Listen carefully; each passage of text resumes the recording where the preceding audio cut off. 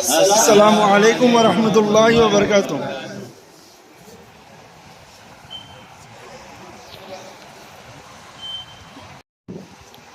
السلام علیکم۔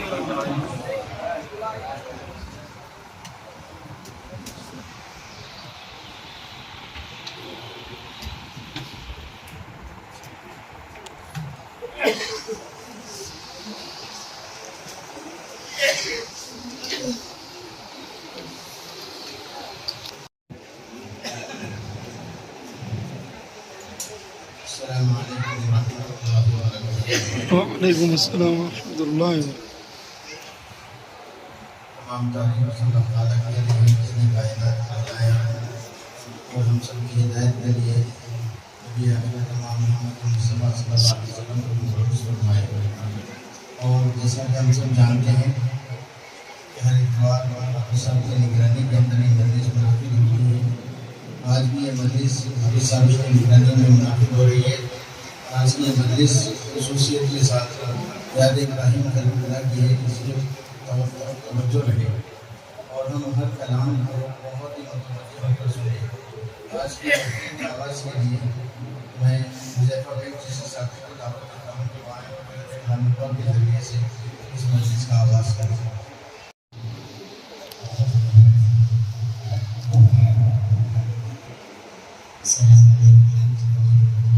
وعلیکم السلام۔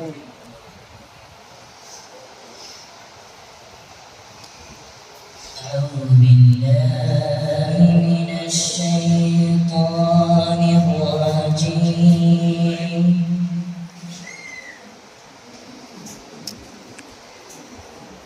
بسم الله الرحمن الرحيم سبحان اللہ۔ الحمد لله رب العالمين الرحمن الرحيم مالك يوم الدين إياك نعبد وإياك نستعين اهدنا الصراط المستقيم صراط الذين أنعمت عليهم غير المغضوب عليهم ولا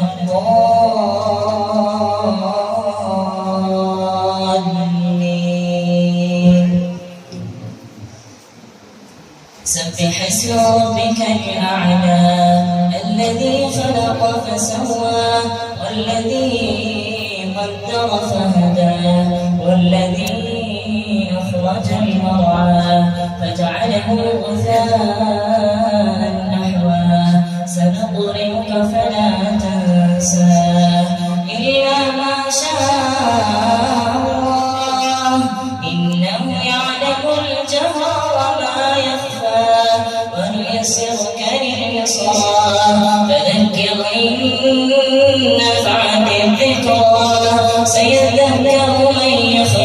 ہر مسلمان کر رہا ہے آج کی جتنی خوشی، اس خوشی سے ہی ہوا پیدا شعور آگی، اس خوشی سے ہی ہوا پیدا شعور آگی۔ ظاہرہ بکرے کی قربانی تو ہے کوثر مگر، ظاہرہ بکرے کی قربانی تو ہے کوثر مگر، اصل میں تکمیل سنت ہے خلیل اللہ کی۔ سبحان اللہ۔ جو رکھے ان سے نسبت اس کی قسمت کمال ہے، ان کی صورت کمال ہے، ان کی سیرت کمال ہے، جو رکھے ان سے نسبت۔ اللہ الذی لا الہ الا هو عالم الغیب والشہادة هو الرحمن الرحیم۔ واللہ الذی لا الہ الا هو الملك القدوس السلام المؤمن المهيمن العزيز الجبار المتكبر سبحان الله عما يشركون۔ والله الخالق البارئ المصور له الأسماء الحسنى يسبح له ما في السماوات والأرض وهو العزيز الحكيم. وقال تعالى: وقالوا الحمد لله الذي صدقنا وعده وأورثنا الأرض نتبوأ من الجنة حيث نشاء ونعم أجر العاملين. وترى الملائكة حافين من حول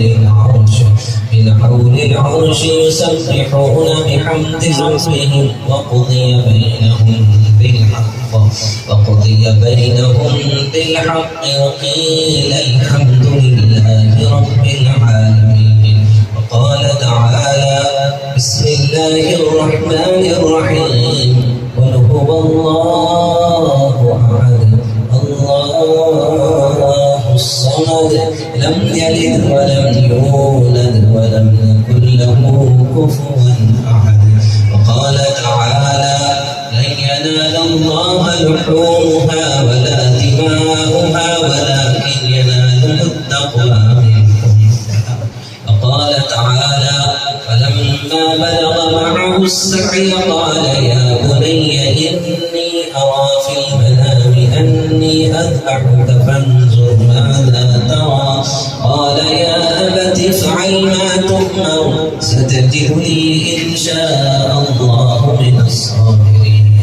صدق الله العظيم وصدق رسوله النبي الكريم. ونحن على ذلك من الشاهدين والشاكرين والحمد لله رب العالمين. دولت نہ کوئی جاہ و حشم مانگ رہا، دولت نہ کوئی جاہ و حشم مانگ رہا ہوں، میں تجھ سے تجھے تیری قسم مانگ رہا ہوں. راتوں کو تیری یاد میں روتی ہیں جو آنکھیں، راتوں کو تیری یاد میں روتی ہیں جو آنکھیں، یا رب میں وہی دید و نم مانگ رہا ہوں. ہر اہل خیرت روشنی مانگے ہیں خدایا، میں سارے دیوار حرم مانگ رہا ہوں. ناقابل بخشش ہوں یہ احساس ہے پھر بھی، ناقابل بخشش ہوں یہ احساس ہے پھر بھی، ایک پیکر رحمت سے کرم مانگ رہا ہوں. جو یاد میں تیری مجھے دیوانہ بنا دے، جو یاد میں تیری مجھے دیوانہ بنا دے، تجھ سے میں وہی رنج و علم مانگ رہا ہوں. تنہا عشق ہو تو عبادت میں مزہ آتا ہے، سجدہ عشق ہو تو عبادت میں مزہ آتا ہے، خالی سجدوں میں تو دنیا ہی بسا کرتی ہے. لوگ کہتے ہیں کہ بس فرض ادا کرنا ہے، لوگ کہتے ہیں کہ بس فرض ادا کرنا ہے، ایسا لگتا ہے کوئی قرض لیا ہوا رب سے. تیرے سجدے کہیں تجھے کافر نہ کر دے اقبال، تیرے سجدے کہیں تجھے کافر نہ کر دے اقبال. تو جھکتا کہیں اور ہے، سوچتا کہیں اور ہے. دوا کی تلاش میں رہا دعا کو چھوڑ کر، دوا کی تلاش میں رہا دعا کو چھوڑ کر، میں چل نہ سکا دنیا میں خطاؤں کو چھوڑ کر. حیران ہوں میں اپنی حسرتوں پہ اقبال، ہر چیز خدا سے مانگ لی مگر خدا کو چھوڑ کر. اس سے پہلے کہ کچھ خلیل اللہ علیہ السلام ہے، اللہ تعالیٰ نے اپنے نبی کو حبیب بنایا تو نبی کے دادا کو اپنا خلیل بنایا.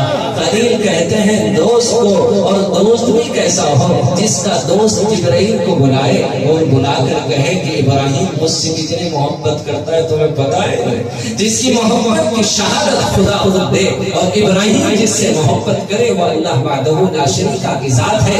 جبرائیل کو میرا رب بلاتا ہے اور بلا کر کہتا ہے کہ ابراہیم مجھ سے بہت محبت کرتا ہے.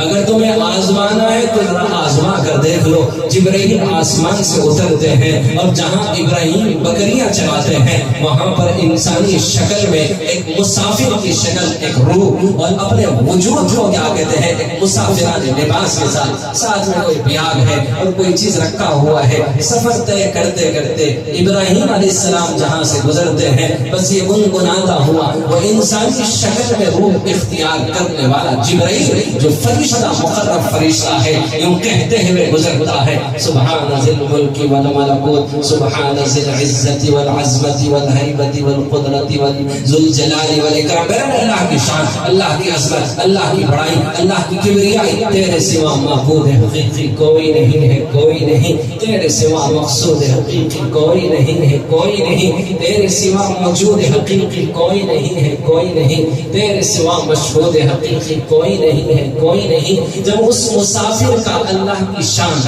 اللہ کی بڑائی، اللہ کی کبریائی، اللہ کی عظمت کو بیان کرنا جب ابراہیم نے سنا، بکریوں کو چھوڑا، اس مسافر کی طرف چلے اور کہنے لگے کہ یار اور ایک مرتبہ پڑھو، بڑا مزہ آئے گا.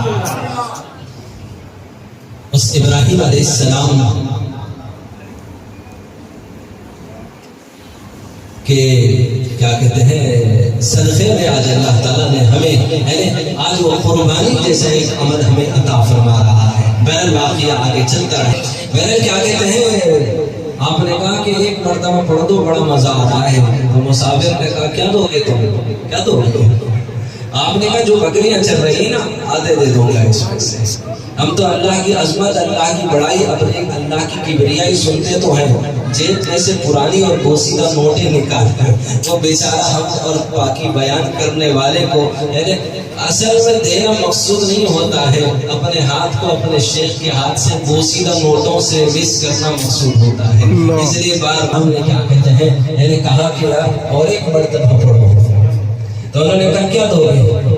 تو کہنے لگے آدھے بکریاں دے دوں گا. وہ 500 بکریاں تھیں یا 1000 بکریوں کا ریوڑ تھا جو ابراہیم علیہ السلام بکریوں کو کیا کہتے ہیں چرا رہے تھے. آپ نے کہا آدھے بکریاں لے لو. آپ نے کہا ٹھیک ہے. پھر پڑھو. کہنے لگے سبحان ذی الملک والملکوت، سبحان ذی العزت والعظمت.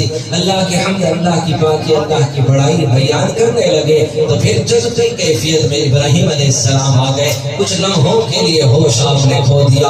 ہوش میں آیا تو پھر کہا کہ یار اور پڑھ دو، بڑا مزہ آ رہا ہے.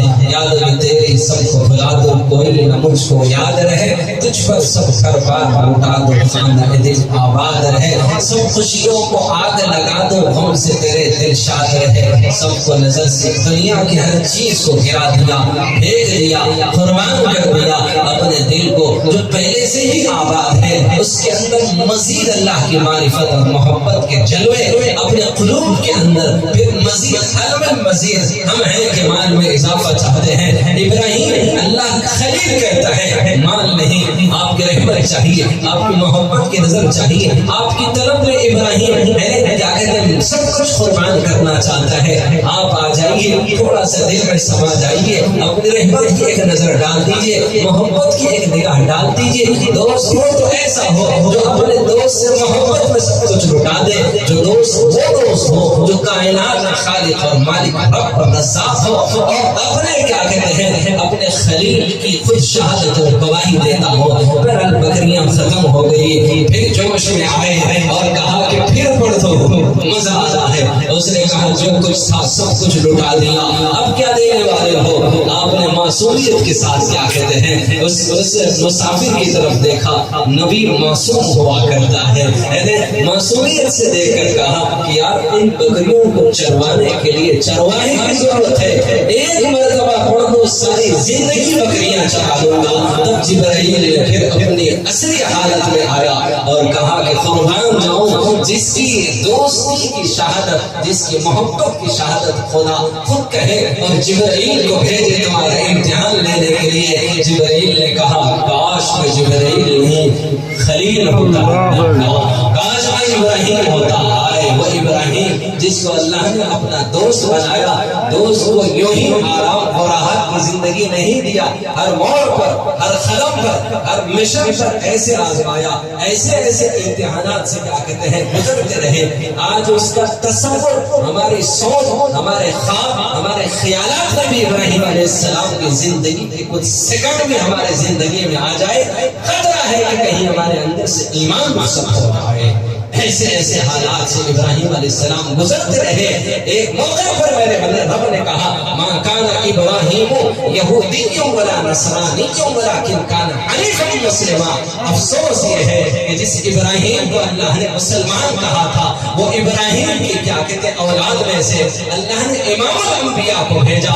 ایسا نبی جو تمام نبیوں کی امامت کرتا ہو, اس نبیوں کی امام والی امت جن کو تمام امتیوں کا امام بنایا دعویٰ کرے, لیکن زندگی میں نبی کی زندگی ہمارے نہ آ جائے تو پھر کیا ہوگا؟ تو نبی کی زندگی ہماری زندگی, نبی کا ہر عمل ہماری زندگی میں ہو, نبی کا ہر عمل ہماری صبح اور شام ہو. اسی کا نام سچی غلامی اور اسی کا نام عشق رسول ہے.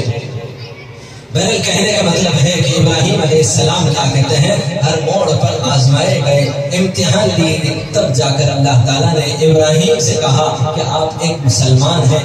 ابراہیم علیہ السلام, جبرائیل علیہ السلام اور کیا کہتے ہیں اسماعیل خلیل اللہ علیہ السلام, یہ تینوں کا یہ عمل ہے جس کو اللہ نے رہتی دنیا تک ہر ایمان والے مرد اور خواتین کے لیے ہر نماز کے بعد 5 دن 9 ذی الحجہ کی فجر سے لے کر 13 ذی الحجہ کی عصر تک 5 دنوں تک انہیں کیا کہتے ہیں یہ تکبیر ہر نماز کے بعد کیا کہتے ہیں بآواز بلند پڑھنا ہے. جب عیدگاہ کی طرف آپ کو اپنے قدم بڑھانا ہے تو عیدگاہ پہنچتے وقت بھی آپ کو یہی تکبیر پڑھنا ہے, اللہ اکبر اللہ اکبر لا الہ الا اللہ اللہ اکبر اللہ اکبر وللہ الحمد. درمیان میں جب واقعہ آپ کے سامنے آئے گا تو یہ تکبیر تشریق کیا کہتے ہیں ابراہیم علیہ السلام نے کب پڑھی تھی, یہ کس موقع پر آپ نے اللہ تعالیٰ کے کیا کہتے ہیں بڑائی اور کبریائی بیان کی اور اللہ کے حمد اور پاکی اور بڑائی کو جبرائیل امین نے کیسے تعریف کے ساتھ پیش کیا. پھر مکالمے میں جواباً اسماعیل علیہ السلام اپنے زندگی پر خدا کی شان کو, اس کی بڑائی اور کبریائی کو بیان کیا. یہ تینوں ہیں ابراہیم اور جبرائیل اور اسماعیل, یہ تینوں کے اس عمل کو اللہ تعالیٰ نے ہم سب کے لیے واجب قرار دیا ہے. السلام کو بغیر باپ کو پیدا کیا. اللہ تعالیٰ وہ ذات اقدس ہے کہ حضرت ابراہیم علیہ السلام کی آگ کو اللہ تعالیٰ نے اپنے قدرت سے کیا کہتے ہیں بجھا دیا. جب آپ کو آگ میں ڈالا جا رہا ہے, جبرائیل امین نے اس منظر کو دیکھا کہ نمرود نے ابراہیم علیہ السلام کو آگ میں جھونکنے کے لیے ایسی آگ اس نے تیار کیا تھا جس کے شعلے آسمان سے باتیں کر رہے تھے. اس نے کہا کہ اب ابراہیم کو جلا دوں گا, اب دیکھتے ہیں کون ہے جو میری خدائی کے ساتھ ٹکر لینے کے لیے کسی اور خدا کو اس میں شامل کیا. کیونکہ وہ اللہ سے ٹکر لینے والا نمرود تھا جو خدا کی خدائی کا دعویٰ کرتا تھا, لیکن ابراہیم علیہ السلام کہتے تھے کہ تو خدا نہیں, وہ اللہ ہے, وہ اللہ ہے. جب کسی کو زندگی دیتا ہے کسی کو موت دیتا ہے تو بے خوف کم عقل بیٹھا ہے اللہ کی قوت سے قدرت سے آگ تیار کیا اور ابراہیم علیہ السلام کو اس آگ میں ڈالنے کی کوشش کرنے لگا. دیکھو مخلوقات میں بھی اللہ نے کتنے ایسے مخلوقات ہیں جن کو اللہ نے رحم و کرم ان کو عطا کیا. ایک پرندہ اپنے چونچ میں تھوڑا سا پانی کا قطرہ لے کے نکلتا ہے اور ساتھیاں اس کی چڑیاں کہتے ہیں کہ کہاں جا رہی ہو, تو بولے ابراہیم کو جو لگائی گئی آگ ہے اس آگ کو بجھانے چل پڑی ہو. تو کہا کہ پاگل ہے, بیوقوف ہے, جس آگ کے شعلے آسمان سے بات کر رہے ہو تو قریب جائے گی جل کے راکھ ہو جائے گی, کیا تیرا خطرہ اس آگ کو بجھا سکے گا؟ اس نے کہا کہ مجھے پتا ہے خطرہ اس آگ کو تو نہ بجھا سکے, لیکن میں بجھانے والوں میں شامل ہو جاؤں اور مر جاؤں, یہ شہادت میرے مقدر بن جائے. اس نیت سے نکل پڑوں کہ بجھانے والوں میں میرا شامل ہو جائے, نام آ جائے. اور ابراہیم کی محبت کے, اس کے رب کی محبت کی قسم میں جل کے مر جاؤں, یہ میری محبت ہے. شمع کے گرد پروانے محبت سے گھومنے لگتے ہیں, جب جل جاتے ہیں تو اپنے جلنے کا احساس ہونے نہیں دیتے. بغیر کسی آواز کے پروانے شمع کی محبت میں جل کے راکھ ہو جاتے ہیں. یعنی میرے محبوب وہ شمع ہے, ہم میرے محبوب کے وہ پروانے ہیں. جب محبت سے نبی کی اطاعت اور اتباع ہماری ہماری زندگی ہے، ذرا راہوں میں اگر کوئی مشکلات آ جاتے ہیں تو پھر سنتوں کو چھوڑ کر خود دور بھاگنے لگتے ہیں۔ ایک تم سے کیا محبت ہو گئی، ساری دنیا سے عداوت ہو گئی، ہر تمنا دل سے رخصت ہو گئی، اب تو آجا اب تو آجا خلوت ہو گئی۔ کبھی نبی کو دل میں بٹھا لو، کبھی خدا کو اس دل میں بسا لو۔ نبی جس دل میں ہوگا اس دل میں خدا بھی ضرور ہوگا، جس دل میں خدا ہوگا اس دل میں نبی کا تصور ضرور ہوگا۔ جب نبی کا تصور ہوگا ہماری ہر ادا اللہ کا حکم اور نبی کی اطاعت اور اتباع بن جائے گی۔ اسی کا نام بندگی ہے۔ جب ابراہیم علیہ السلام کو اس آگ میں ڈالا جا رہا ہے تو جبرائیل امین نے اللہ سے کہا کہ اللہ کیا جبرائیل کو بچا دو؟ تو اللہ نے کہا مرضی آپ کی۔ جب جبرائیل امین اس سے پہلے کہ ابراہیم علیہ السلام کو آگ میں ڈالا جائے فوراً پہنچ کے اور کہنے لگے آپ کو اس آگ سے بچا دو، تو آپ نے کہا تم خود آئے ہو یا آپ کو کسی نے بھیجا ہے؟ تو بولے بھیجا تو نہیں ہے، میں خود آیا ہوں۔ بولے خود ہی آئے ہو یا پوچھ کر آئے ہو؟ تو بولے پوچھ کر آیا ہوں۔ تو جواب کیا ملا؟ مرضی تمہاری۔ بولے تم میرے کو بچانے آئے ہو، کیا خدا نہیں دیکھ رہا ہے کہ میرے ساتھ کیا ہو رہا ہے؟ بولے ہاں دیکھ رہا ہے۔ بولے اگر اس کی مرضی ہے بچانا، مجھے تمہارے مدد کی ضرورت نہیں، اللہ میرے لیے کافی ہے، چلے جاؤ یہاں سے۔ کیا کہتے ہیں 40 دن تک اس آگ میں جو اللہ نے ان کے لیے گلے گلزار بنا دیا، ایسی آگ نہیں بنایا جو صرف ٹھنڈک سے ان کو تکلیف پہنچے۔ اللہ نے کہا کہ اے آگ ٹھنڈی ہو جا میرے ابراہیم پر سلامتی کے ساتھ، ایسے نہ ہو کہ جس سے تکلیف پہنچے، اتنا کم نہ ہو کہ تکلیف پہنچے۔ ضرر اور نقصان سے پاکیزہ اس آگ کو اللہ نے گلے گلزار بنایا۔ 40 دن تک اپنے خلیل کو اس آگ کے شعلوں میں، جو بظاہر دنیا کی نظر میں آگ کے شعلے تھے لیکن ابراہیم کے لیے وہ گلے گلزار بنا دیے گئے تھے۔ 40 دن کے بعد پھر وہاں سے نکلا اور اللہ تعالیٰ کے حکم کے ساتھ انہوں نے ہجرت کیا۔ پھر اللہ تعالیٰ نے کیا کہتے ہیں آپ کو مزید امتحان میں ڈالا بیٹے کے بعد ان کے بیٹے کا یہ حال ہوتا ہے۔ ابراہیم علیہ السلام خواب میں دیکھتے ہیں کہ اپنے بیٹے کو آپ ذبح کر رہے ہیں، اپنے بیٹے کو ذبح کر رہے ہیں۔ صبح اٹھے سمجھ میں نہیں آیا، 100 اونٹوں کو انہوں نے کیا کہتے ہیں ذبح کر دیا۔ دوسرے دن پھر خواب دیکھا تو پھر دوسرے دن پھر 100 اونٹوں کو کیا کہتے ہیں آپ نے ڈبل کر دیا، 200 اونٹ کر دیا، پھر اس کے بعد ذبح کیا۔ تیسرے دن جب آپ خواب میں دیکھا تو آپ نے کہا کہ معاملہ کچھ اور ہی دکھ رہا ہے، سیدھا اپنے گھر پہنچے۔ یہ وہ بیٹا ہے جو 80 سال کی عمر کے بعد ابراہیم علیہ السلام کو ملا۔ رب حب لی من الصالحین، 60 سال تک ابراہیم علیہ السلام اپنے اولاد کے لیے دعا مانگتے رہے۔ یہ نہیں کہا کہ مجھے بیٹا دیجیے، یہ نہیں کہا کہ مجھے بیٹی دیجیے، بلکہ کہا رب حب لی من الصالحین۔ ہر نبی نے رب کے جناب میں ہاتھ اٹھا کر کہا اے اللہ مجھے نیک اور صالح اولاد عطا فرمائیے۔ صالحیت لڑکے میں ہے یا لڑکی میں ہے یہ خدا ہی بہتر جانتا ہے، اس لیے آپ شرط نہیں رکھنا مجھے نیک اور صالح بیٹا دیجیے۔ اللہ نے صالحیت تمہاری بیٹی کے اندر لکھا ہو اور تم صالحیت اپنے بیٹے کے اندر مانگنا چاہتے ہو، خدا سے کیا کہتے ہیں شرط مت رکھو، اس کی مرضی کے حوالے کرنا کہ کس کے اندر میرے لیے خیر لکھا ہے وہ آپ بہتر جانتے ہیں۔ تو ابراہیم علیہ السلام نے کہا 60 سال تک رب حب لی من الصالحین، اے میرے رب مجھے نیک اور صالح اولاد عطا فرمائیے۔ 60 سال کے بعد جبرائیل آتا ہے اور خوشخبری سناتا ہے۔ میرا عمر اس وقت ہوئی 25 سال، شادی ہوئی 25 سال میں اور 60 سال دعا مانگے تو عمر ہوئی 25 سال، 85 سال کے ہے۔ جبرائیل امین آ کر خوشخبری سناتا ہے اب تمہارے گھر میں بیٹا اسماعیل پیدا ہونے والا ہے۔ بتاؤ اتنے سالوں کے بعد جب بیٹا پیدا ہوا، چند دن ہی گزرے ہیں،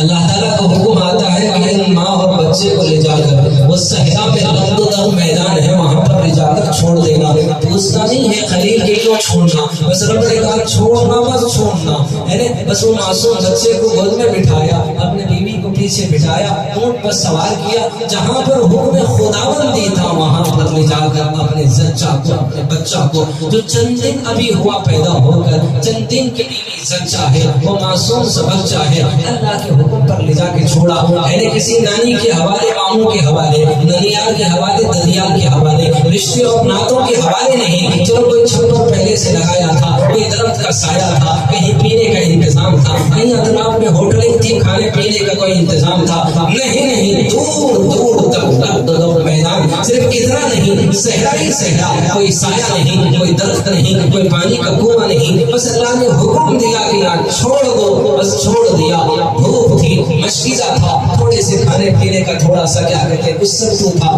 چھوڑ دیا، اب اطمینان دلا کے نہیں نکلتے ہیں، چھوڑتے ہی واپس چلنے لگے تو بیوی دوڑنے لگی، میرے ابراہیم کیوں چھوڑ کے جا رہے ہو، اتنے برس تو تم نے رب سے اولاد مانگی، آج بیٹا ہوا، کس وجہ سے میرے سے خطا ہوئی، بچہ تو معصوم ہے، آخر کون سے جرم کی تم سزا دے رہے ہو، کس گناہ کی سزا مجھے دے رہے ہو، مجھے بتاؤ تو صحیح کہ آخر مجھ سے کیا خطا ہوئی۔ ابراہیم کوئی جواب نہیں دیتے ہیں، بس اونٹ آگے ہے، بیوی پیچھے دوڑتی ہے، ابراہیم علیہ السلام سے چلتے چلتے باتیں کرتی ہے، لیکن کوئی جواب نہ ملے، کیونکہ اللہ نے جواب دینے سے منع کیا تھا، کیونکہ اس زمانے میں روزہ خاموش رہنے کا روزہ ہوتا، بات کرنے سے روزہ ٹوٹ جاتا۔ اب یوں سمجھ لو کہ ابراہیم علیہ السلام روزے کی حالت میں ہے اور بیوی کو اس حالت میں چھوڑ کر آنے کا حکم دیا، اب کوئی سمجھانا نہیں، کوئی نصیحت نہیں، کچھ بولنا نہیں، بیوی دوڑنے لگی، آگے شوہر چلتا ہے، دوڑتے دوڑتے بیوی کہنے لگی آپ خود اپنی مرضی سے چھوڑ رہے ہیں، یہ رب کا حکم ملا ہے،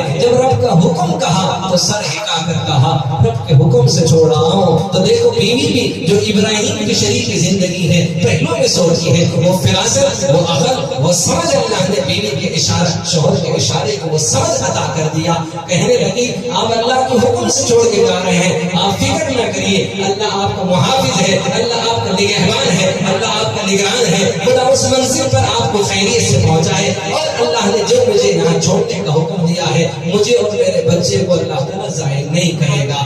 آئی اس جگہ بیٹھ گئی، خود بھی پانی پی، بچے کو پلائی، جب تک تھا کھاتے رہے، جب تک پانی رہا پیتے رہے، دودھ آتا رہا بچے کو پلاتے رہے، یہاں تک کہ پانی بھی ختم ہو گیا، سینے کا دودھ بھی خشک ہو گیا۔ اب بچہ کیا کہتے بھوک سے تل ملاتا ہے، سینے سے دودھ کا خطرہ نہیں، پانی کا کوئی خطرہ نہیں، اطراف میں کوئی پڑوس نہیں، کوئی اشارہ نہیں کہ کسی کو دیکھ کر آواز دے دو، کسی پڑوس کو بلاؤں اور وہ آئے میری مدد کے لیے آئے۔ لب تو لب میدان ہے، دور ہی دور کوئی جنگل نہیں، صحرا ہی صحرا ہے، کوئی چرند ہے نہ کوئی پرند ہے، نہ اڑنے والا ہے، نہ وہاں پر کوئی ایسا علاقہ ہے کہ جہاں پر کوئی ان کی مدد کے لیے پہنچے۔ بس وہ صفا کی پہاڑی کے درمیان، صفا اور مروہ کے درمیان بیٹا لیٹا ہے، ادھر صفا پہ پہنچتی ہے، چلو دیکھ لو دور سے کوئی قافلہ گزرے، اپنے سر کا دوپٹہ اٹھایا اور اوڑھنے کا اشارہ کرنے لگا، کوئی اشارہ دیکھے اور ہماری طرف آ جائے اور ان کے ذریعے سے ہماری کوئی مدد ہو جائے۔ لیکن ادھر جیسی صفا پہ کھڑی تو بچے کے دل ملانے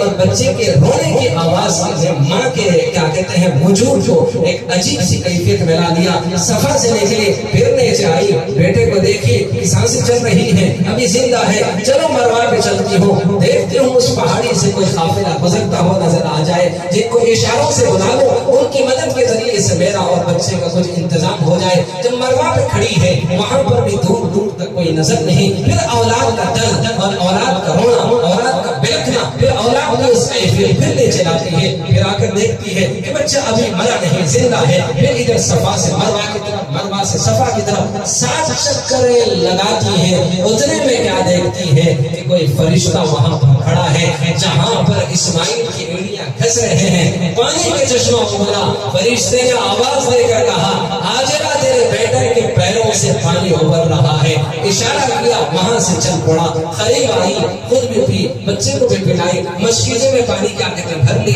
اس کے بعد پھر وہ پانی کو روکنے کی کوشش کرنے لگی، کہیں اب اتنا ہی سرمایہ ہے میرے زندگی کا، اگر یہ بھی چلے جائے تو پھر کیا ہوگا، پھر پانی کو اطراف سے کیا کہتے ہیں کٹا بنانے لگی، جب پانی رکنے اور تھمنے کا نام نہ لیا تو کہنے لگی زم زم زم زم زم زم، رک جا رک جا رک جا۔ اللہ کے نبی صلی اللہ علیہ وسلم نے فرمایا اما جان حاجر علیہ السلام اگر زمزم نہ کہتے تو وہ پانی مشرق سے لے کر مغرب تک اور شمال سے لے کر جنوب تک پھیل جاتا۔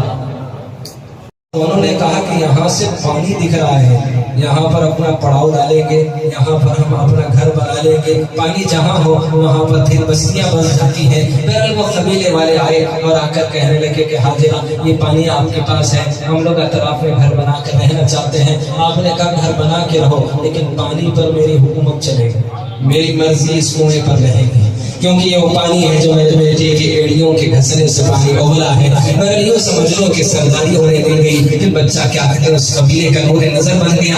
جب بچہ 5 سال کا 6 سال کا ہوا، ابھی فلسطین میں بیٹھے ہوئے ہیں، مکہ جہاں پر موجود ہے وہاں پر بی بی ہاجرہ اور اسماعیل علیہ السلام ہے، وہاں پر جھوپڑی اور گھر بار وہاں پر بس گیا ہے۔ 6 سال کے وقت میں بیٹھے بیٹھے ابراہیم علیہ السلام کو اتنا خیال آیا کہ میرے بیٹے کا کیا حال ہے، کہ میری بیوی کا حال کیا ہے، کہ بس اتنا خیال کا آنا تھا۔ آسمان سے آواز آئی، ابراہیم کیا کر رہے ہیں؟ اللہ بس سوچ رہے نہیں، کچھ بھی نہیں سوچ رہے، تمہارے دل میں اسماعیل کی محبت ہے کہ میری محبت ہے؟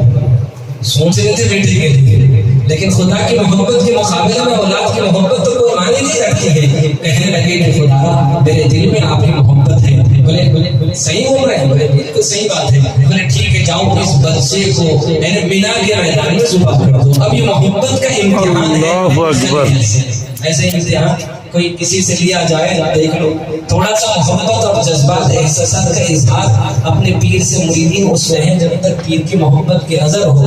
دوسری رات خواب میں دیکھا، پھر اونٹ کو ذبح کیا۔ اب تیسری رات جب خواب میں دیکھے تو پھر نکلے فلسطین سے سیدھا مکے کی طرف۔ جب پہنچے وہاں پر اپنے بیٹے کو لینے کے لیے، اب بتاؤ 6 سال کی عمر میں پہلی مرتبہ بیٹا اپنے باپ کو دیکھتا ہے، اچھلتے کودتے ہوئے اپنے باپ کے قریب آ گیا، چمٹ گیا، محبت سے لپیٹ گیا۔ باپ نے ادھر بوسا لیا، ادھر بوسا لیا، قریب لیا، سینے سے لگایا۔ لیکن اب اس محبت کا امتحان ہے، اب حکم خداوندی ہے کہ اسے مینا کے میدان میں اس کے گلے پر مجھے چھری چلانے کا حکم ملا ہے۔ اپنے بیوی سے کہا کہ ذرا مجھے جنگل لے جانا ہے کسی کام سے، اسے نہلا دھلا کر جلدی آپ تیار کر دیجیے۔ چھری لے لیا، آستین میں چھپایا، رسی لے لیا، ہاتھ میں اسے رکھ لیا، بچے کو اپنے ساتھ لے کر چلنے لگے۔ بچہ چلتے چلتے باپ کی انگلی کو چھوڑا اور خوشی کے مارے اچھلنے کودنے لگ گیا۔ کہنے لگا کہ ابو جی کے ساتھ جا رہا ہوں، سیر و تفریح کرنے جا رہا ہوں۔ شیطان کو بڑا دکھ ہوا، اس نے کہا کہ اگر ابراہیم اس امتحان میں کامیاب ہو گیا تو مزید خدا کا قرب حاصل کر لے گا۔ قربانی کا اصل مقصد قرب خداوندی کو حاصل کرنا ہے۔ قربانی اللہ کے قریب کرتی ہے، تقرب الہی کا قربانی سبب اور ذریعہ بنتی ہے۔ قربانی کا مطلب یہ نہیں ہے کہ اب دیکھ لو کتنے گھر ایسے ہیں، ایک ذی الحجہ سے لے کے 10 ذی الحجہ تک پوری قربانی کی تیاریاں چلتی رہی۔ 10واں دن ہے وہ سب سے مقدس دن ہے اللہ کے نزدیک، اس سے مقدس عمل کوئی اللہ کے نزدیک نہیں ہے کہ قربانی کا ایسا عمل ہے جو شرارت سوزی۔ اس نے کہا اگر اس بار ابراہیم یہ عمل کرے گا میرا کام ختم، ساری محنتیں بیکار۔ اب تو اللہ کا مزید مخرب اور مزید جگری دور بن جائے گا۔ اگر اس عمل سے روکوں تو رحمت خداوندی سے دور دوستی کے تھوڑی سی دراریں اور دوستی کے تھوڑی سی دوریاں پیدا ہو سکتی ہیں۔ لیکن ابراہیم کو روکنے سے بہتر یہ ہے، عورت کمزور ہوتی ہے، معصوم ہوتی ہے، ناسمجھ ہوتی ہے، اولاد کے معاملے میں باپ کے مقابلے میں اس کا دل بڑا کمزور ہوتا ہے۔ چلو بی بی ہاجرہ کے گھر جا کر پورا بتا دیں گے۔ اگر ہاجرہ بھی اٹھ کے بچے کا ہاتھ تھام لی اب ابراہیم تو بالکل وہ عمل کر ہی نہیں پائے گا۔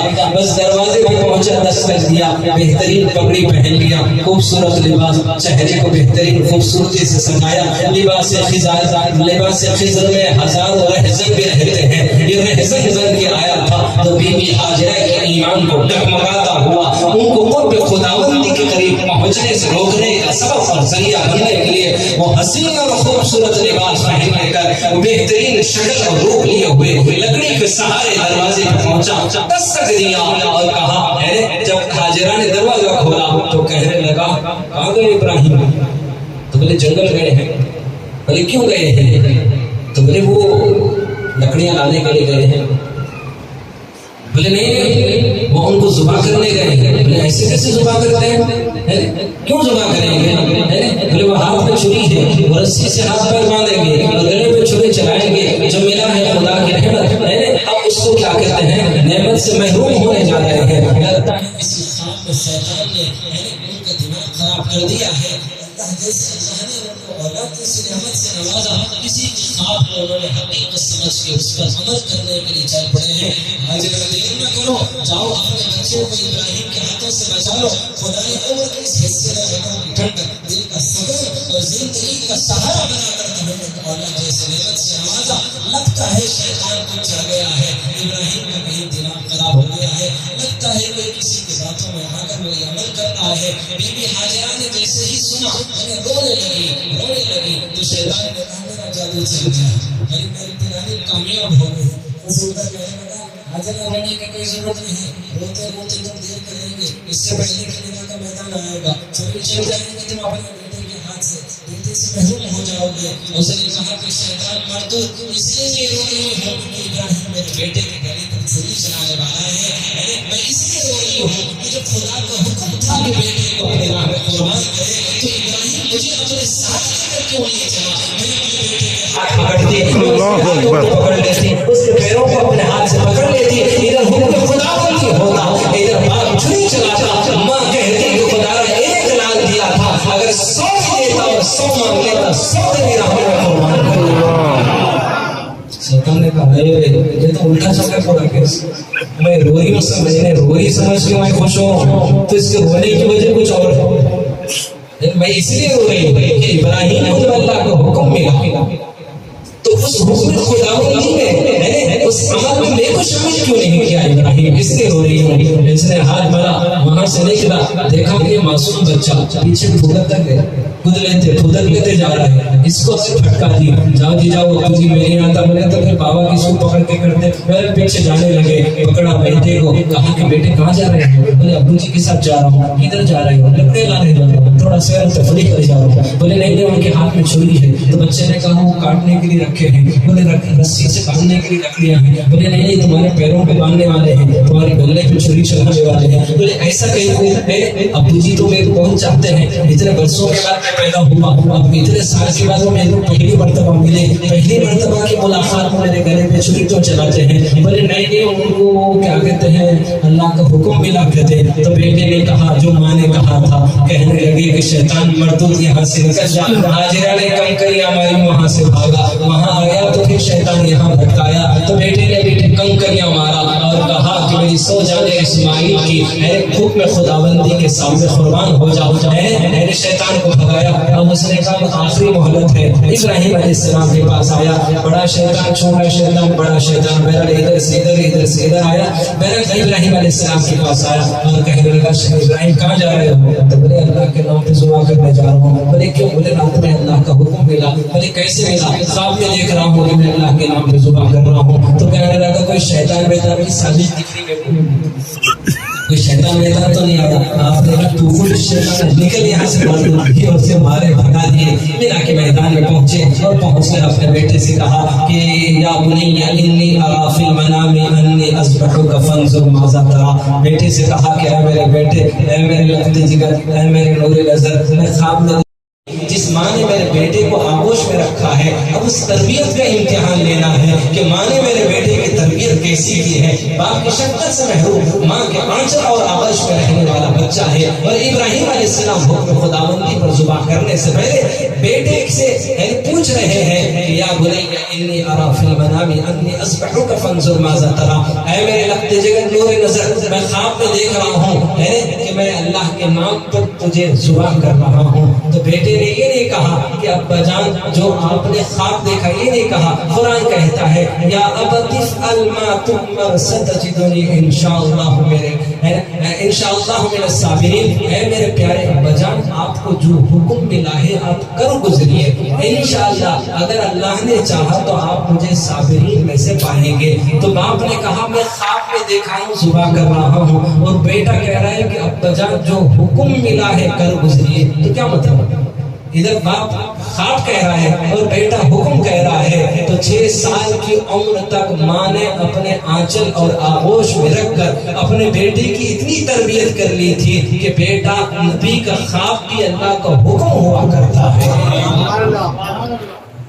پیدا ہوتے ہی صرف ان کے حوالے بدل تربیت اپنے ماں باپ کی فرما برداری اطاعت گزاری کا درس اور سبق دے. نرسری سے لے کر بڑی ڈگریوں تک تعلیم تو پڑھتے ہیں. نہ انہیں ماں باپ کا کیا کہتے ہیں حقوق معلوم ہے, نہ انہیں اپنے رشتے ناتوں کے حقوق معلوم ہے. شادی تو ہو جاتی ہے, ازواجی زندگی کے حقوق سے بھی وہ جاہل اور ان پڑھ ہوا کرتے ہیں. انہیں اپنی ازواجی زندگی کے حقوق کا بھی علم نہیں ہوتا ہے. دونوں کو پڑھے لکھے جاہل ہوتے ہیں, دونوں کو بھی ایک دوسرے کے حقوق سے ناواقفیت کی وجہ سے طلاق اور خلا کی نوبت تک پہنچ جاتی ہے. ماں باپ نے پاک پوس کر انہیں پڑھایا لکھایا قابل تو بنایا, وہی ماں باپ اپنی اولاد کے بارے میں خون کے آنسو روتے ہوئے کہتے ہیں افسوس یہ ہے کہ اتنا پڑھایا, اتنا لکھایا, اتنا قابل بنایا, اتنے ڈگریاں دلایا, لاکھوں روپے اس کے تعلیم پر میں نے خرچ کیا, لیکن افسوس یہ ہے کہ انسان شکل میں دنگور اور بندر اور دھاڑ کھانے اور خون کے آنسو رلانے والا بن گیا ہے. تو میں ان ماں باپ سے کہتا ہوں اپنی ہی تباہی کا کس کے سر رکھیں. تہمت سامنے جو چہرے ہیں سبھی بھولے بھالے ہیں. اولاد سے جس چیز کی تم امید رکھتے ہو وہ نرسری سے لے کر بڑی ڈگریوں تک وہ تربیت نہیں کی جاتی,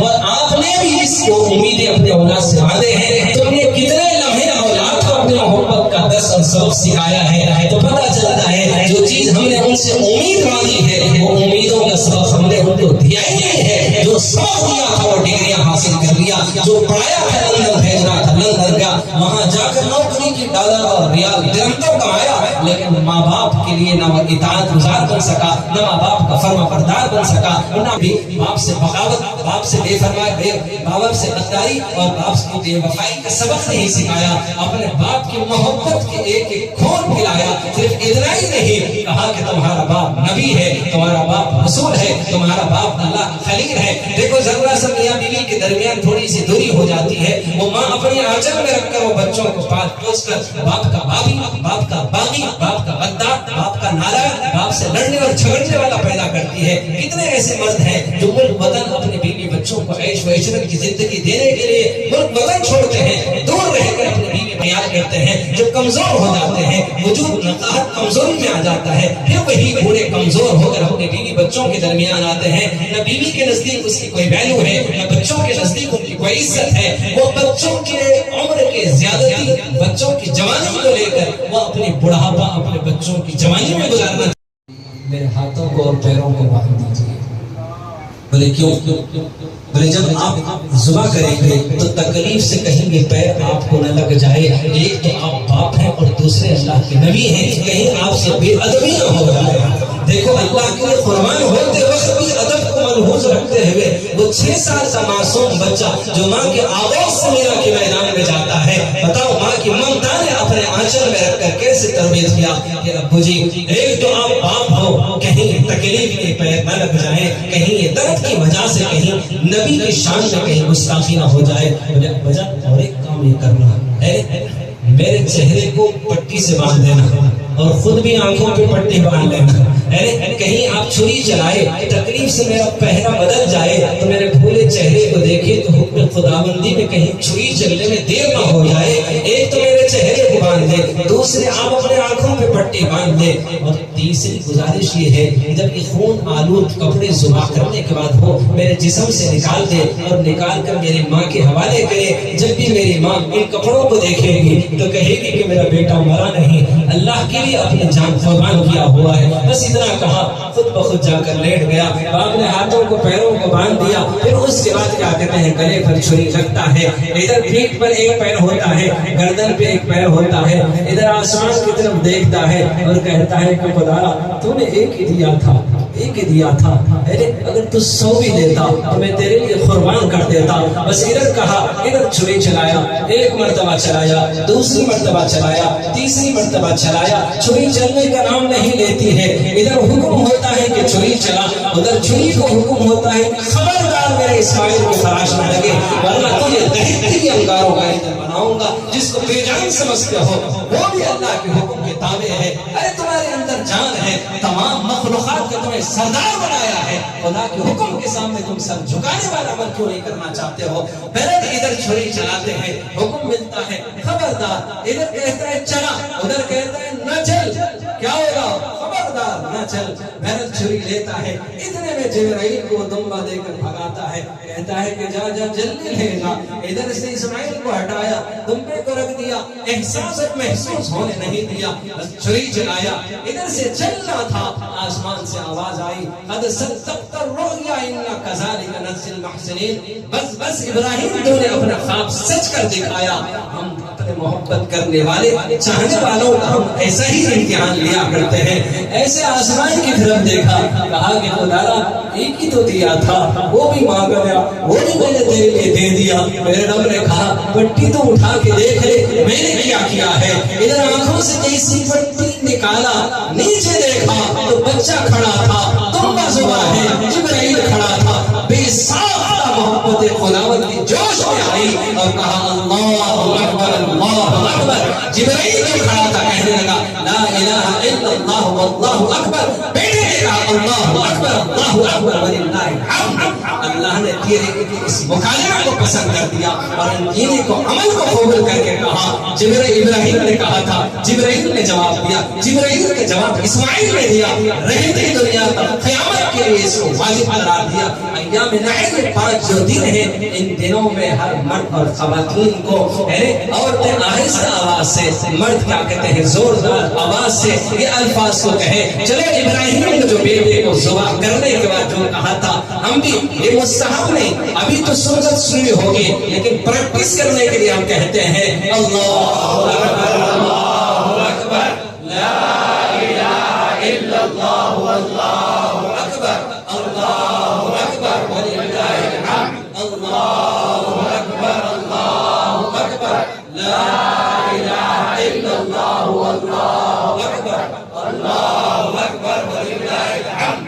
अल्लाहु अकबर अल्लाहु अकबर ला इलाहा इल्लल्लाह वल्लाहु अकबर अल्लाहु अकबर वलिल्लाहिल हम्द। यूं समझ लो, परसों एक साहब ने कहा कि हाफिज साहब मैं अपनी तरफ से कुर्बानी देता हूँ। मैंने कहा बेगम की तरफ से भी देना चाहिए। बोले वो क्यों? मैंने कहा हुजूर ने फरमाया पुल सिराज में वो तुम्हारी सवारियां होंगी।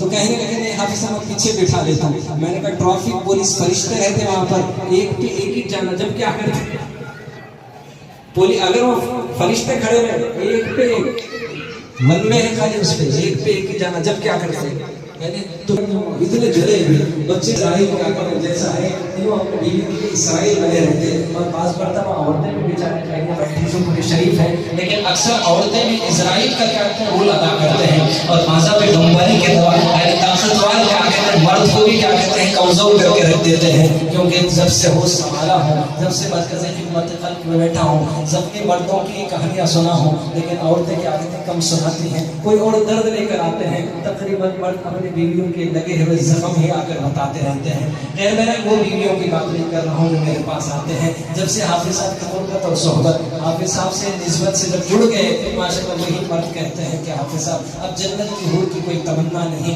जो हूर मुझे चाहिए था आपकी सोहबत पर बैठने वाली, अब मुझे जन्नत की हूर लग रही है। वो आदाब व अखलाक व अखलाक व किरदार वो मोहब्बत और प्यार की ऐसे पैगर बनी हुई है, मुझे ऐसा लगता है कि जन्नत की हूर शायद ऐसी होगी। मैंने कहा कि खुदा मुझे हूर नहीं चाहिए, 70,000 हूरों पर क्या कुर्बान है, ये सारे हूरे मेरी दुनिया की हूर पर कुर्बान। लेकिन हाफिज साहब की खुशियां मिली आपकी क़ुर्बत की वजह से, आपकी सोहबत की वजह से, आपकी तरबियत की वजह से। मैं सारी ख़वातीन जो मेरे लिए एक रूहानी बेगम हो चाहे तुझे फना चाहिए, अल्लाह अल्लाह अल्लाह अल्लाह ऐ खुदा मुझको तेरी रज़ा चाहिए, ऐ खुदा मुझको तेरी। जिस दिन से ये शेर हमारे मुजीब साहब ने सुन लिया, अब उस दिन से उनकी कैफियत बदली। बेसाख्ता आसमान की तरफ हाथ उठाते हैं, खुद भी कहते हैं, सारा मजमा कहता है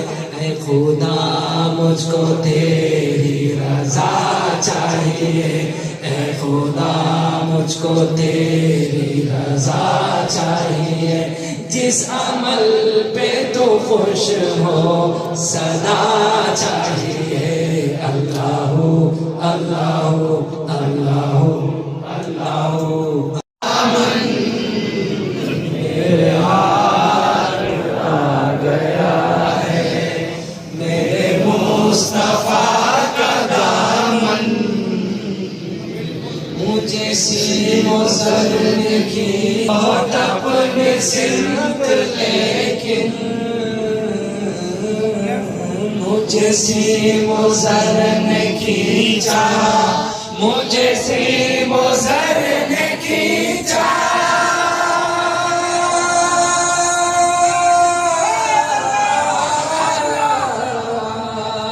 بہت اپنے سمت لیکن میرے ہاتھ سے نہ چھوٹا میرے ہاتھ سے نہ چھوٹا میرے مصطفیٰ کا دامن میرے ہاتھ سے نہ چھوٹا دامن مصطفیٰ ہے مجھے حق ملی ہے جس سے میری زندگی کو عظمت جتنے لوگ ان نسبتوں کے ساتھ جڑے ہیں ہر کوئی ہر ایک کی نظر میں عظمت ہوا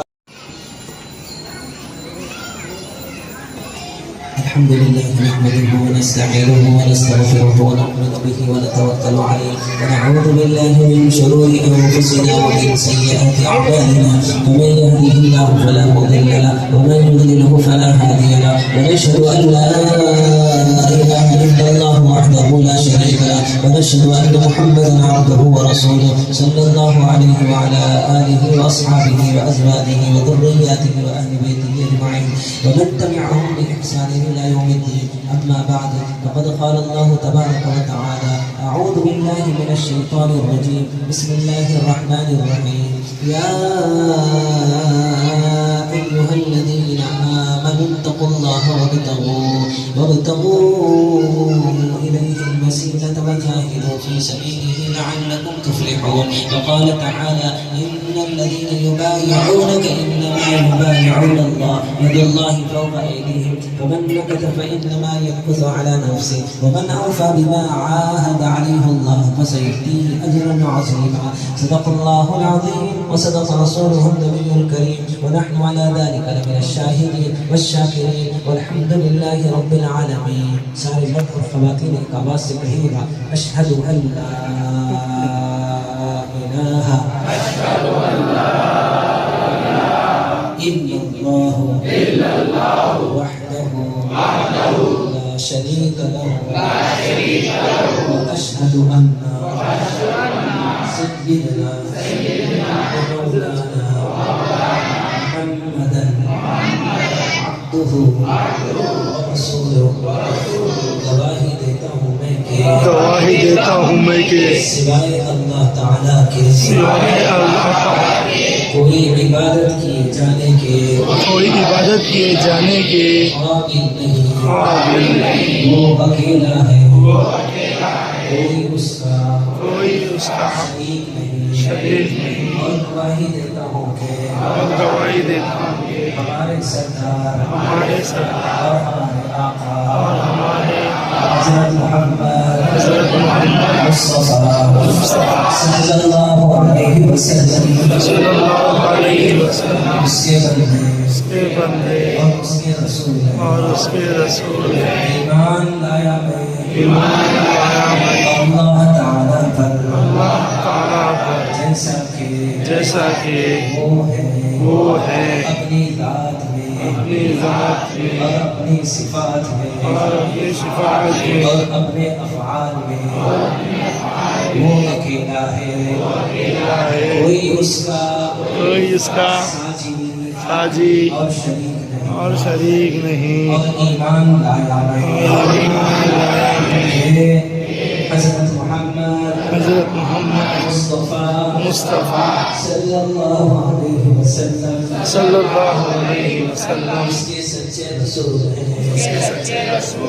جو کچھ انہوں نے فرمایا سب حق ہے اور ایمان لایا ہے اللہ تعالیٰ کے سب فرشتوں پر اور اس کی کتابوں پر اور اس کے سب پیغمبروں پر اور قیامت کے دن پر ایک وہ تیسرے کیا کہتے ہیں نشے والی چیزیں جتنی بھی ہیں، گٹکا بھی ایک نشہ ہوتا ہے، یعنی گٹکا کھانا بھی اسٹالمنٹ میں موت کی نیند سونا ہے، خودکشی ہے، ایک دم نہیں مرتا ہے، آہستہ آہستہ کینسر کا بیماری کا سبب اور ذریعہ بنتا ہے۔ کینسر ہو جانا، کینسر ہو جانا، کینسر کا ہو جانا یہ موت کا سرٹیفکیٹ ہے۔ اب توبہ کے ساتھ مرے تو جنت کا ٹکٹ ہے، اگر توبہ کے بغیر مرے تو دہکتے ہوئے انگاروں کا ایندھن ہے۔ لیکن توبہ تو اس وقت قبول ہوگی جب روح پرواز نہ ہوگی۔ مرنے سے پہلے توبہ کرے گی تو توبہ قبول ہوگی۔ کینسر آنے سے پہلے توبہ کرے گا تو کینسر آنے سے بچ جائے گا۔ اگر توبہ سے کے بعد اگر کینسر آئے گا تو وہ کینسر اس کے لیے امتحان بنے گا۔ توبہ کے بغیر کینسر آئے گا تو وہ بیماری اور اس کی ہلاکت اور تباہی اور بربادی کا کہیں باعث اور سبب اور ذریعہ نہ بن جائے۔ آپ سب دامن مصطفیٰ غریب کی نسبتوں کے ساتھ خواجہ کی کشتی میں سوار بیٹھ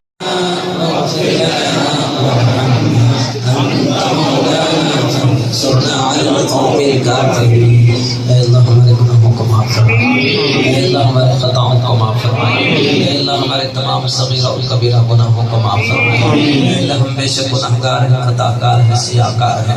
رب کریم جیسے تیسے ہیں اللہ آپ کے بندے ہیں، آپ کے محبوب مصطفیٰ صلی اللہ علیہ وسلم کے امتی ہیں۔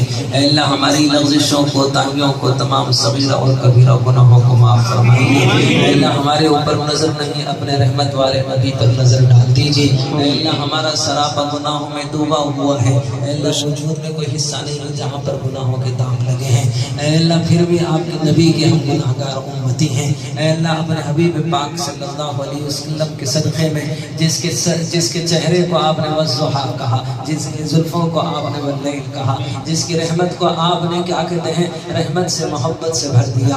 آپ نے کہا کہ میرے نبی آپ کے پاس بڑے بڑے مجرم گناہگار آ کے تب توبہ کرتے ہیں، آپ انہیں معاف کرتے ہیں۔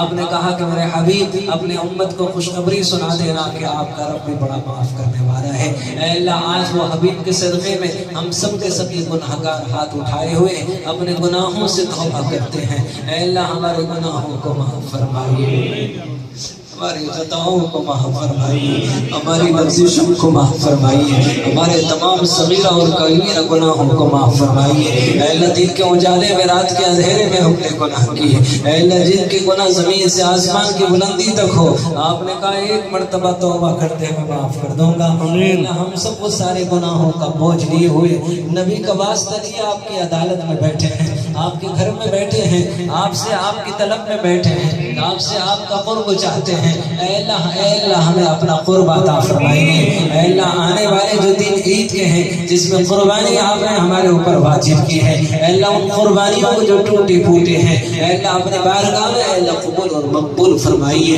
ہمیں اپنے رضا عطا فرمائیے، ہمیں اپنے خوشنودی عطا فرمائیے۔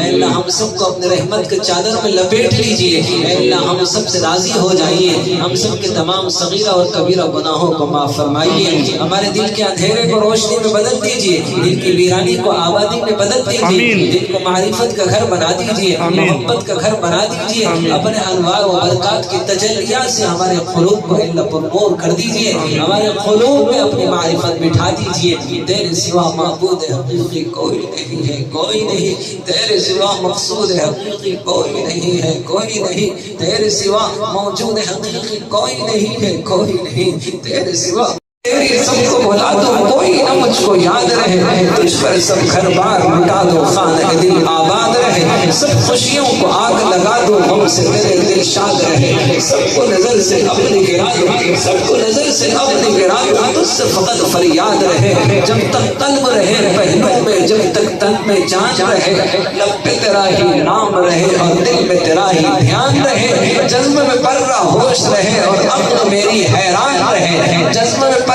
ہوش رہے اور عقل میری حیران رہے، لیکن تجھ سے غافل دل نہ میرا ایک آن رہے۔ اے اللہ ہم تمام کو قرآن و حدیث کے روشنی میں زندگی گزارنے کی توفیق عطا فرمائیے۔ ضلالت و گمراہی، بدعت و خرافات اور زمانے میں بڑھتے ہوئے شرور و فتن سے اے اللہ ہم تمام کی حفاظت فرمائیے، ہر قسم کے فتنوں سے حفاظت فرمائیے، ہر قسم کی شرارتوں سے حفاظت فرمائیے، بدنگاہی بد نظری سے اے اللہ ہم تمام کی حفاظت فرمائیے۔ اے اللہ یہاں پر جتنے بھی حاضرین ہیں اے اللہ ان تمام کی حاضری کو قبول قبول فرمائیے، اے اللہ ان میں جو بیمار ہیں انہیں صحت کاملہ عاجلہ نصیب فرمائیے، جو پریشان حال ہیں ان کی پریشانیوں کو دور فرمائیے، جو مصیبت زدہ ہیں اللہ ان کی مصیبتوں کو دور فرمائیے، جو بے روزگار ہیں انہیں روزگاری عطا فرمائیے، جو قرضوں میں مقروض ہیں اللہ انہیں قرضوں سے نجات عطا فرمائیے، اے اللہ جو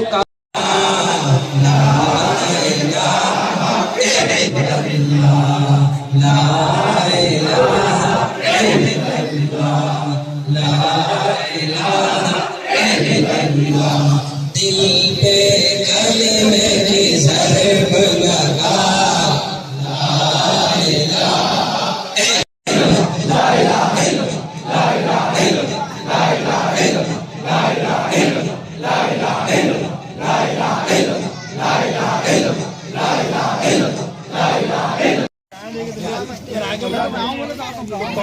تم کال تو کرو یا فون کرو میں لکھ کر رہے گھر سے بھی لکھ رہے تو بولو آ رہا ہوں ایک ایک دو ہٹو مزہ بھائی لیتے جائیے سائڈ میں ہوتے جائیے بھیا